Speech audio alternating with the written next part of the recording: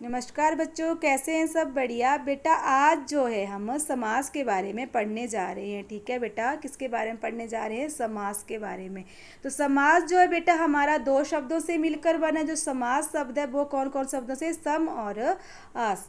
ठीक है, सम का अर्थ होता है बच्चे संयोग और आस का अर्थ होता है बच्चे होना। ठीक है, यानी जब भी किन्हीं दो शब्दों का आपस में संयोग होता है वो बच्चा हमारा समास होता है। अब बच्चे हम जानते हैं समास की परिभाषा। ठीक है बच्चे, अब हम पढ़ेंगे समास की परिभाषा। समास जो है बेटा वो उसकी परिभाषा होती है दो या दो से अधिक शब्दों से मिलकर बने हुए नए सार्थक शब्द को समास कहते हैं। ठीक है बच्चे, यानी जब भी दो या दो से अधिक शब्द मिलते हैं और किसी नए शब्द का निर्माण करते हैं, जिस शब्द का कोई अर्थ होता है वो हमारा समास कहलाता है। ठीक है बच्चे, जैसे बेटा यहाँ पर उदाहरण है बच्चे, जैसे है यहाँ पर हमने दो शब्द लिए हैं। एक बेटा हमने गंगा लिया, दूसरा शब्द बच्चे हमने जल लिया है। गंगा का अपना अर्थ है बेटे कि गंगा एक नदी का नाम है और जल का अर्थ होता है बच्चे पानी, यानी पानी।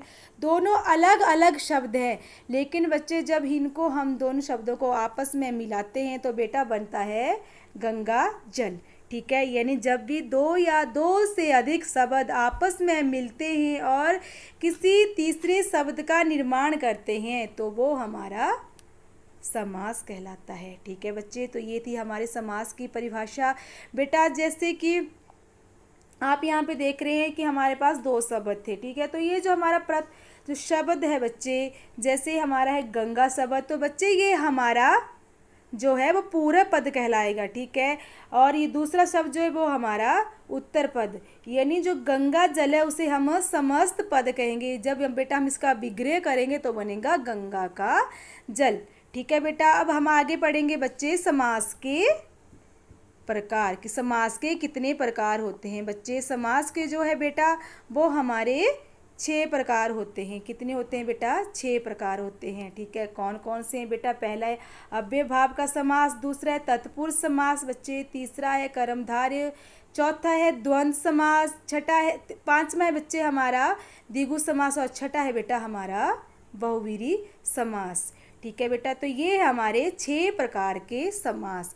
सबसे पहले बच्चा हम जानेंगे जो हमारा है अव्ययभाव का समास कि अव्ययभाव का समास क्या होता है। ठीक है बेटा, तो अव्ययभाव का समास वे होता है बच्चे जब जिस भी समास का पहला पद प्रधान तथा अव्यव हो। ठीक है बच्चे, वो हमारा अव्ययभाव का समास होता है, यानी जो हमारा पहला पद होता है वो प्रधान होता है। ठीक है, और वो अव्यय होता है या फिर उपसर्ग होता है, वो बच्चे हमारा अव्ययभाव का समास होता है। जैसे बच्चे यहाँ उदाहरण के लिए पहला शब्द है बच्चे आपका आजीवन। ठीक है, तो आजीवन का बच्चे अगर हम विग्रह करेंगे तो बनेगा जीवन भर। ठीक है बेटा, दूसरा है बच्चे हमारा यहाँ पर प्रतिदिन, तो प्रतिदिन का अगर विग्रह करते हैं बनता है बच्चे दिन दिन।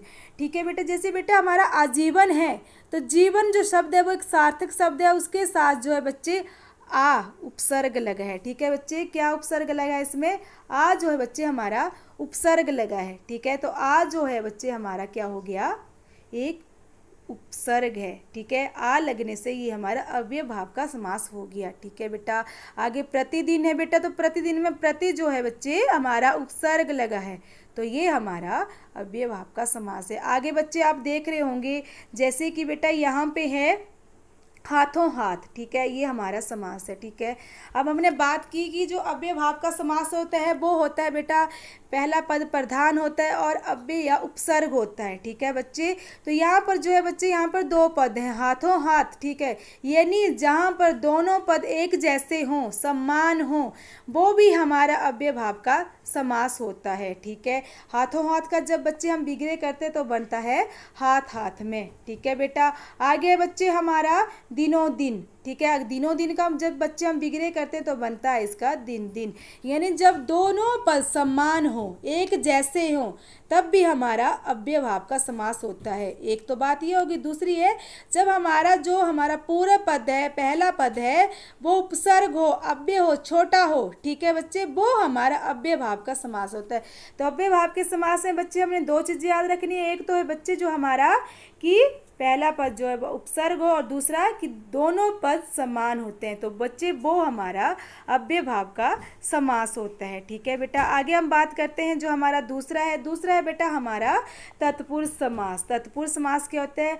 जिस समास में दूसरा पद, अब इस समास में क्या होगा बच्चे, दूसरा पद प्रधान होता है और दोनों पद के बीच कारक चिन्ह, जो हमारे कारक चिन्ह होते हैं उनका लोप हुआ होता है। ठीक है, वो हमारे तत्पुरुष समास होते हैं। जैसे बच्चे यहाँ उदाहरण के लिए राजकुमार, ठीक है बच्चा, तो राजकुमार के जो हम विग्रह करते तो बनता है बेटा राजा का कुमार। ठीक है बेटा, तो इसमें कौन सा कारक चिन्ह लगा? इसमें का कारक चिन्ह लगा है। ठीक है बेटे, तो ये हमारा तत्पुरुष समास है। अब जो बच्चे हमारे कारक चिन्ह हैं हम उनके बारे में पढ़ते हैं कि कारक चिन्ह कौन से होते हैं। जो हमारे तत्पुरुष समास हैं बेटा वो हमारे 6 प्रकार के होते हैं। क्योंकि हमने पढ़ा बेटा यहाँ पे जो तत्पुरुष समास की परिभाषा है कि जिस समास में दूसरा पद प्रधान होता है और दोनों पद के बीच कारक चिन्ह लगा होता है। तो अब हम पढ़ेंगे कि कौन कौन से कारक चिन्ह होते हैं जो तत्पुरुष समास में लगे होते हैं। तो बच्चे वो होते हैं हमारे 6 प्रकार के। तत्पुरुष समास हमारा 6 प्रकार का होता है। ठीक है बच्चे, पहला कौन सा है हमारा कर्म तत्पुरुष समास। ठीक है, दूसरा है बेटा हमारा करण तत्पुरुष समास। तीसरा है बच्चे हमारा संप्रदान तत्पुरुष समास। चौथा है अपदान तत्पुरुष समास। पांचवा है संबंध तत्पुरुष समास और छठा है हमारा बेटा अधिकरण तत्पुरुष समास। ठीक है बच्चे, जो हम इसके उदाहरण लेते हैं, जैसे बच्चे हमारा है कर्म तत्पुरुष समास। तो बेटा इसका जो उदाहरण है वो है सुख प्राप्त, यानी बेटा सुख को प्राप्त। तो इसमें कौन सा कारक चिन्ह लगा है? को कारक चिन्ह, यानी जो हमारा कर्म तत्पुरुष समास होता है उसका विग्रह करने पर को कारक चिन्ह लगता है। आगे बेटा हमारा करण तत्पुरुष समास, यानी जिस समास का विग्रह करने पर उसमें जो है वो से या के द्वारा कारक चिन्ह लगे वो हमारा करण तत्पुरुष समास होता है। तो क्या उदाहरण है बच्चे इसका? जैसे बेटा तुलसीकृत, करण तत्पुरुष समास का उदाहरण है तुलसीकृत, यानी बच्चे तुलसी द्वारा कृत, यानी तुलसी द्वारा लिखी हुई। ठीक है बेटा, आगे बच्चे हमारा तीसरा है बेटा हमारा तीसरा जो है बच्चे वो है हमारा संप्रदान तत्पुरुष समास। ठीक है बच्चे, इसमें होता है के लिए, यानी किसी चीज़ के लिए, तो वो होता है बच्चे हमारा करण तत्पुरुष समास। इसका क्या उदाहरण है बच्चे? इसका है हवन सामग्री, यानी हवन के लिए सामग्री। तो यहाँ पर जो है बच्चे के लिए जो है इसमें वो कारक चिन्ह लगा है। ठीक है बेटा, यानी संप्रदान तत्पुरुष समास में के लिए कारक चिन्ह होता है। ठीक है बेटा, आगे बच्चे हमारा अपदान तत्पुरुष समास। अपदान में होता है बच्चे मतलब से जुदाई, यानी किसी चीज़ से अलग होना। ठीक है, जुदाई होना बच्चे, यानी अलग होना। जैसे बच्चे उदाहरण है यहाँ पे हमारा पथभ्रष्ट। पथ होता है बच्चे रास्ता, भ्रष्ट होता है भटकना, यानी रास्ते से भटकना, यानी से जुदाई, रास्ते से हम अलग हो गए, भटक गए। ठीक है बेटा, यानी से जुदाई, जुदा हो गए, जिस रास्ते से हम जाना था हम उससे नहीं कहीं किसी और रास्ते से जाने लग पड़ी, रास्ते से हम भटक गए, यानी से जुदाई। तो वो हमारा हो गया बच्चे अपदान तत्पुरुष समास।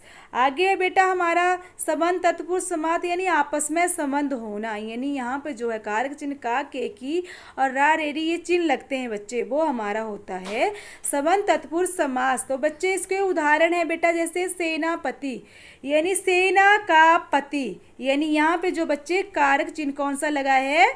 का। ठीक है बेटा, तो ये हुआ हमारा संबंध तत्पुरुष समास। अंतिम है बच्चे हमारा अधिकरण तत्पुरुष समास। अधिकरण तत्पुरुष समास में लगता है बच्चे मैं पर, जब हम इसका विग्रह करते हैं तो बीच में कारक चिन्ह आता है मैं या फिर पर। जैसे बच्चे यहाँ पे उदाहरण लिया है अधिकरण, तो अधिकरण में का जो उदाहरण है वो है बेटा आप बीती, यानी आप पर बीती, यानी यहाँ पे कौन सा कारक चिन्ह है बच्चे? पर। तो बेटा ये थे हमारे समास के जो आज हमने कौन से 2 प्रकार पढ़े समास के। ठीक है, अव्यय भाव का समास और तत्पुरुष समास। ठीक है बच्चों, ओके बेटा, बाय बेटा।